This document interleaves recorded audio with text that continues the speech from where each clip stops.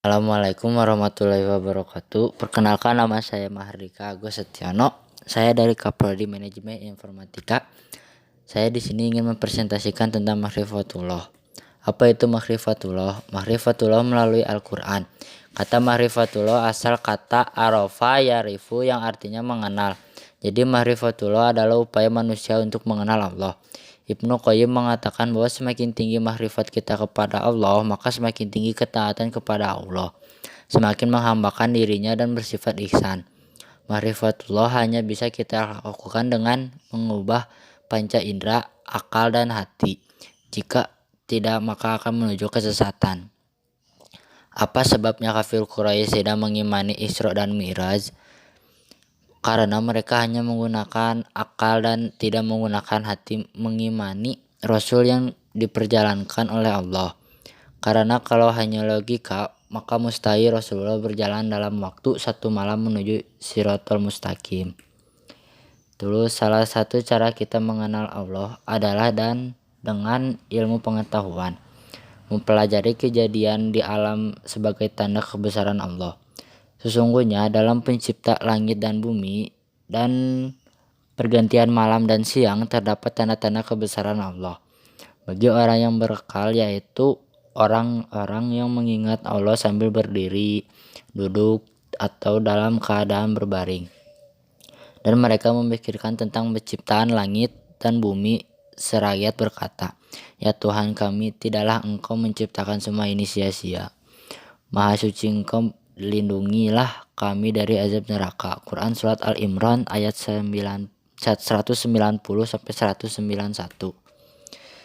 Terus tanda-tanda kebesaran Allah ada di darat dan di laut sebagai makhluk hidup ciptaan Allah.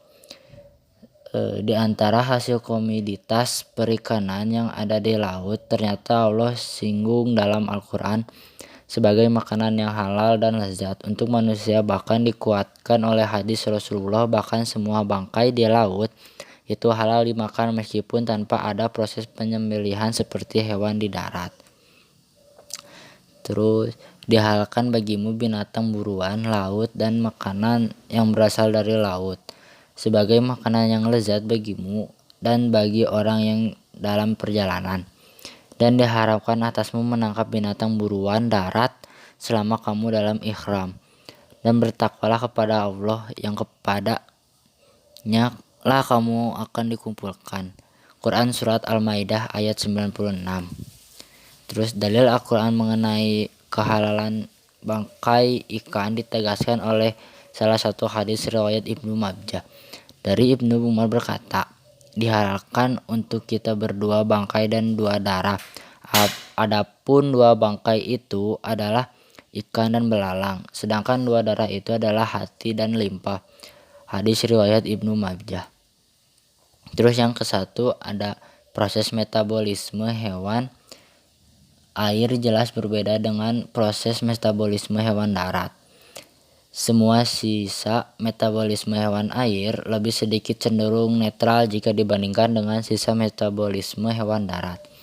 Karena jika dikaji setiap hewan darat walaupun sudah disembelih, pasti masih ada sisa ureum atau amoniak di dalam dagingnya yang berkumpul bersama dengan cairan tubuh ataupun ada pada sisa darah yang tidak mengalir lagi.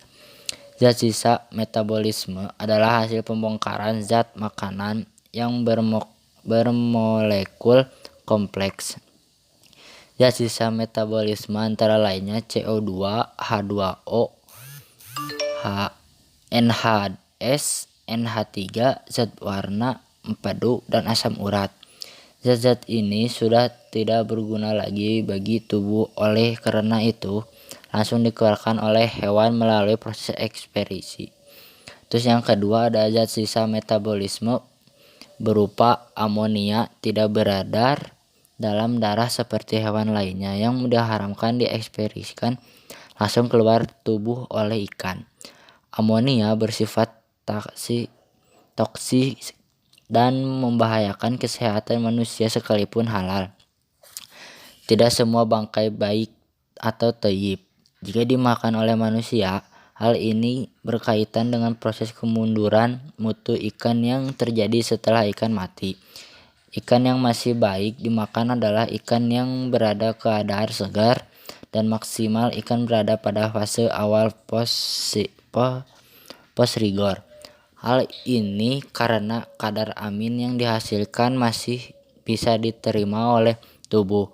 Selain memiliki banyak manfaat sebagai makanan halal dan bergizi, limbah ikan yang sudah menjadi bangkai juga memiliki banyak manfaat yang bisa dikembangkan.